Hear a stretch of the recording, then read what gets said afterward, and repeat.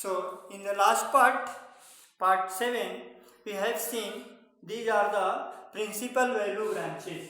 These are principal value branches. In these branches only we are going to solve inverse trigonometric functions problems. Now we will see how the solution of inverse trigonometric function is taken. Here for example, I am going to take one problem. Simplify. Yeah, find the value of. Question is example. Find value of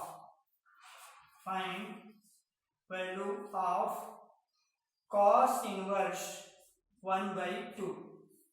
This is inverse trigonometric function cos inverse 1 by 2. This value we have to find out. Now solution. Let cos inverse 1 by 2 equal to y.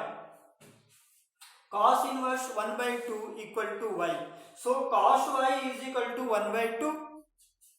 Cos y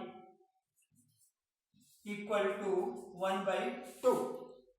Now we find which is the value, which is the angle in cos which gives value 1 by 2. This we are going to write here.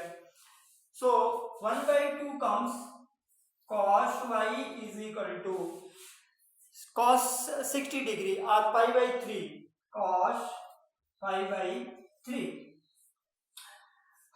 One more value comes for this 1 by 2. That will be in fourth quadrant.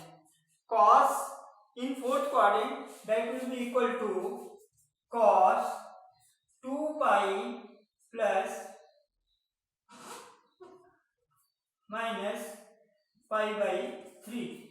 That is cos y is equal to cos pi by 3 equal to cos 6 minus 1, 5 pi by 3. 5 pi by 3. So we find here value of y is pi by 3 and other value of y is 5 pi by 3.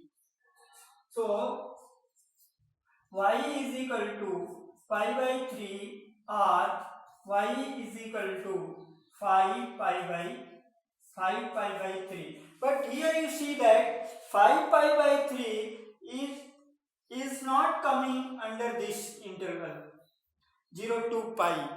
This pi by 3 only comes in the interval 0 to pi, which is the principal value branch for this cos. So here we can say that, but 5 pi by 3 is not element of 0 to pi. Therefore y is equal to pi by 3. Y is equal to pi by 3. This is the value of this function and this is the solution.